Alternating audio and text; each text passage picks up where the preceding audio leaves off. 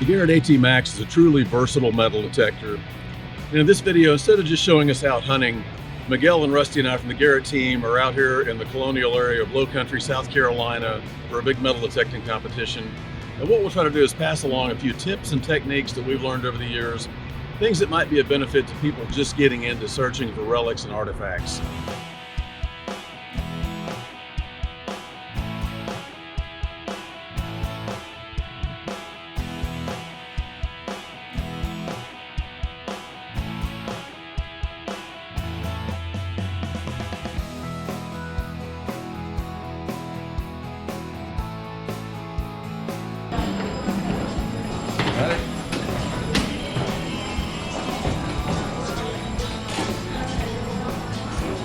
Time to go digging, boys.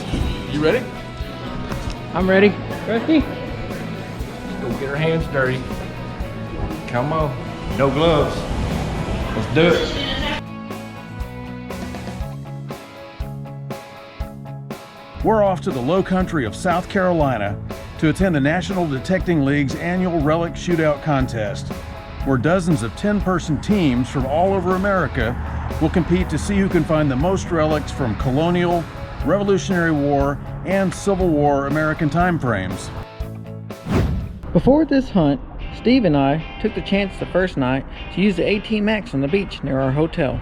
The cool thing about hunting the beach is you don't know what you're going to find. You know, even though Miguel and I were only out there a couple hours that night, I found a couple of really cool coins out there.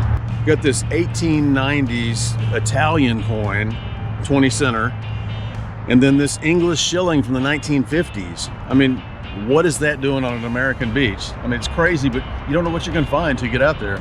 Once you get down to the wet sand, if you're going to try to ground balance, one good thing about the Max is it's got a pretty wide range of ground balancing when you're on that mineralized ground. So what you want to do is hold the button and ground balance, and as you're ground balancing, you want to swing your hand back and forth so it opens up that ground balance range. It's a completely different type of ground balance because of the mineralization and the salt from the dry sand to the wet sand. And down there I was able to find a cool little Starship Enterprise toy, and I even popped out some change.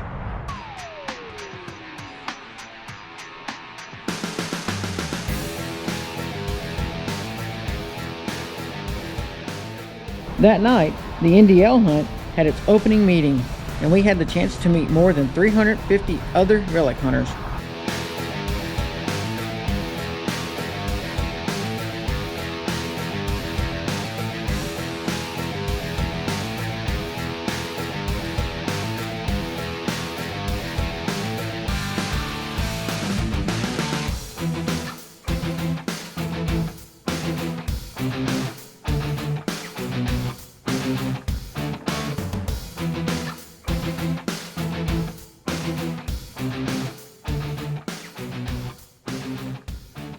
I'm so glad I used the 5x8 coil today, because I'm able to swing under stuff like this without any issues, and I can get into little crevices. I love this little coil. It's perfect for out in the woods like this. I've pulled out 2 Bucky little round balls since I've been here this morning, and see if I can pull out a button for something else Civil War related. But I highly recommend if you're in an area like this. Now look at that.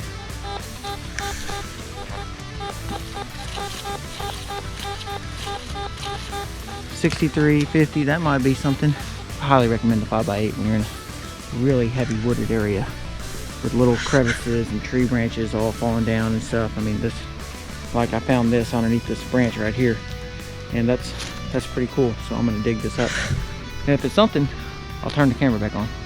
I dug the target, and it turned out to be just shotgun shell, which is typical out here in these woods. But they read up just like in the same range as the buttons, so you gotta dig those. But you never know.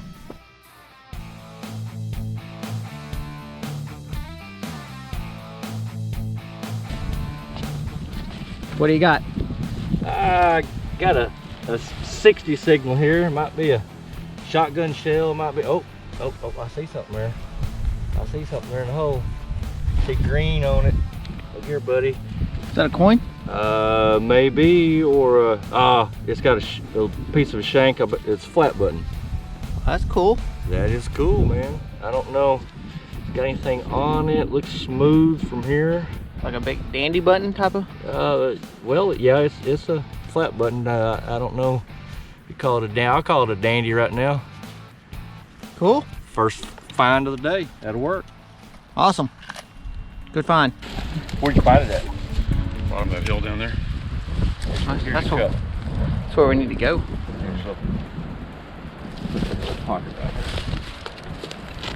Yeah, it's gold as it can be. Yep, that's nice. Well, Team Garrett's on the board. South Carolina button. Yeah, there's a palmetto on the top. I thought it looked like South Carolina. Yeah, that's a pretty simple. I'm about to edit that, thanks. Don't have the shank on the back, so it'll sit flat in the display case. It'll look real good. Nice find. Look at that. Gold, baby. Ooh, that's pretty. On the board. Purdy.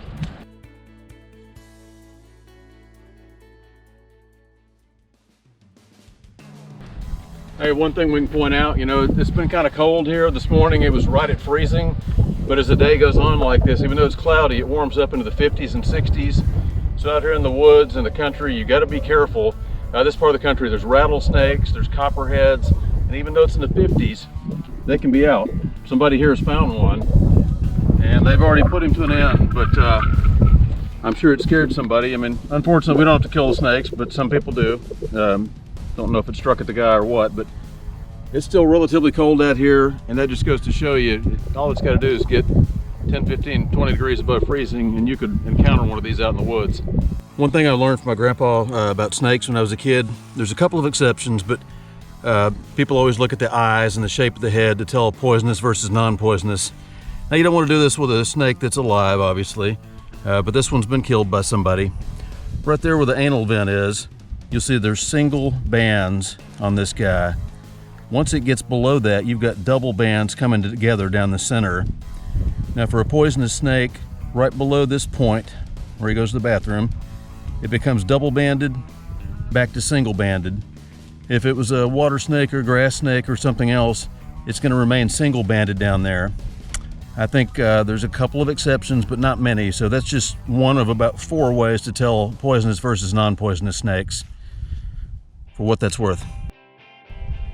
Found it? Yeah. What you got? I got a little flat button. That's cool. Okay. Little flat button. Got a shank on it. Very good. So this is out in a plowed field. So the interesting thing about that, I saw him digging that, so I came over to see what he was digging. Got a little flat button. But we're kind of going through here, and there's guys in the field hunting it, and I know they've been finding some flat buttons and all that. The cool thing about a field like this, if it hadn't rained, you can see all the footsteps through here. You can tell where people have been. And over there, there's a big dig hole. There's a dig hole. So one thing you want to do is look for patches like this in between where there's no footsteps, because anybody that goes through here is going to leave footsteps. Look for the areas that hadn't been hit. And if there's a bunch of patches of dig holes, there might be a couple they've missed. Some guys will even go along like this and drag their shovel and make a drag mark. They're kind of gridding it out. And if you see some grid lines like that, there's another line right there where it's been gridded. And so Miguel's like just inside that, and right ahead of him you see there's no footsteps, but then all around it looks like footprints everywhere. So there goes another drag line. Doesn't always work, but if you see an area where they've been hitting some stuff, you know, people go 2 steps to the left and, you know, there's something there they missed. So one little tip about a plowed field, obviously it doesn't work in the forest. What's that? My favorite. Yeah. Got me a flat button. One thing about the relic hunting, you can really hear the iron when you get into old house sites like this. That's just kind of a grunting sound of iron. And I can run this up high, like 30 or so, and it gets a little bit quieter. I hear a little bit of snapping and popping.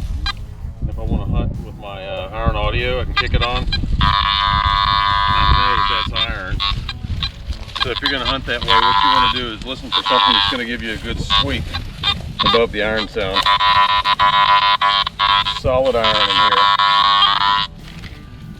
But you know, if you can get into something that doesn't have the squeak, then you're good. And there's dig holes around here, so people have been digging stuff, obviously. It's going to be repeatable. You're going to get something better than that growl of the iron. Like there's a little pop. Now you see how the iron audio just stopped on that? This is looking kind of shallow, 55, 56, so it's probably going to be shotgun hole. So I shouldn't have to move too much dirt out of the way.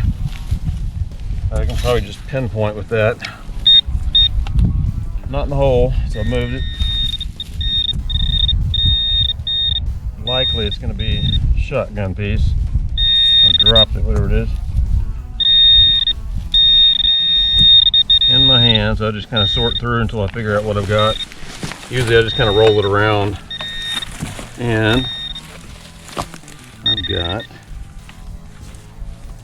I don't know, a little thin piece of metal. It's not a shotgun piece, but very thin, whatever it is. Not a coin. But anyway, you can hear that with the iron audio. Just hear it really pop out and get a good repeatable signal like that.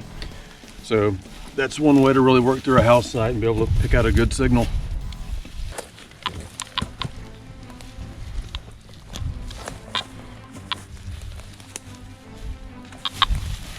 Going through these old sites like this, you want to keep the coil really low because I'm trying to work in between brush and sticks and logs and stuff and try to get up on a little spot that maybe somebody missed. Maybe they were in here with a big coil. So I just kind of push right through all this stuff. Again, just trying to get a good repeatable signal.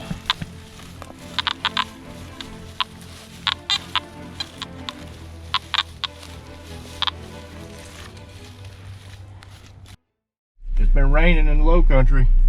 Yeah, we definitely had some rain out here. So one thing you don't want to do is drive through flooded water or anything like that. So, you know, pay attention to your surroundings and avoid stuff like this. You don't know what might happen if you drive through this kind of stuff. Turn around, don't drown.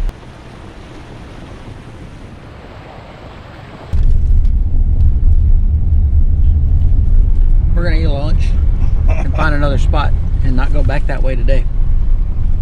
Because we Need won't. on energy so we can swing. We won't come back after that. Oh, that water, if it gets any higher, this little car would not make it. Right. Me and Rusty are up on top of this ridge line here. There was a couple guys here a minute ago and they said that they were finding buttons here yesterday. So a few minutes ago, over there I found a flat button. I think I'm on the one here. Yeah? Let's see. What's it reading? 66, 67. About like the others have been, so. Got a big root right there in the way for it. Let's see. Right next to this big old stump here. Of course, there's gonna be a root.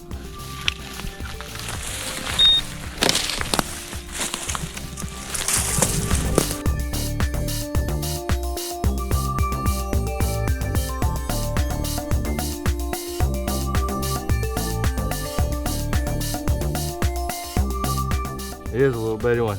Ah. Oh, that's cool. That's a Got nice some one. design on it there. You need a toothbrush? Yeah, let me see your brush.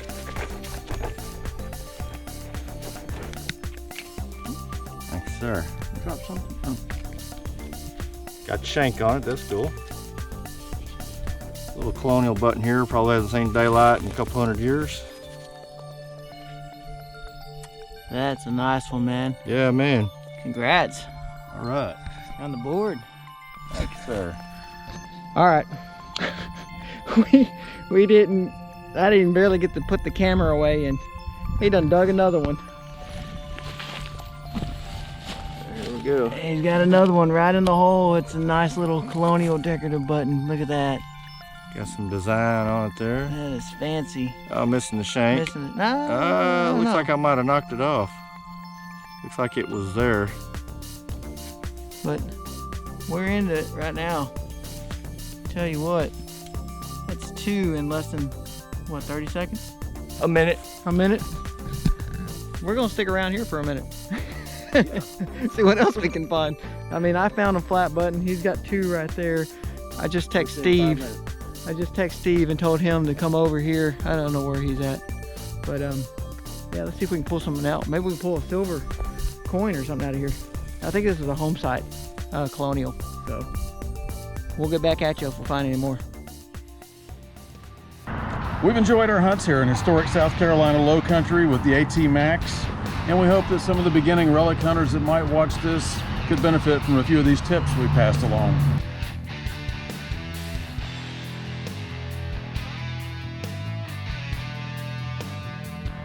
We'll leave you with a few outtakes from our hunts and a few photos of some of the more interesting finds.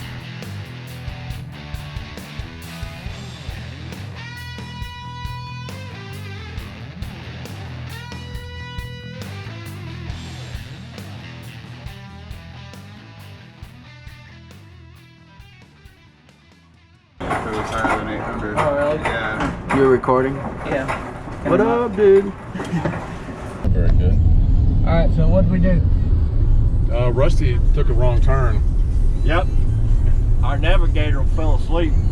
He's supposed to be telling me where to turn, and we're so busy talking, there's a truck beside me. We go, there goes our turn right there. So yeah, we missed it. Biggest day. South towards Savannah. 19 miles out of our way to get back to where we're going. Kind of like that. Little U-turn. Turn left to merge onto I-95 South towards Savannah. It's part of the adventure. Yeah, this is weird. Look at that turn here. Redneck engineering roads here. See if I can get her on 2 wheels. What would Bubba say? Say heck yeah. It's like a bobblehead. Do what? So it's a rusty bobblehead. It just goes the way the car is. You hit a bump and it just goes.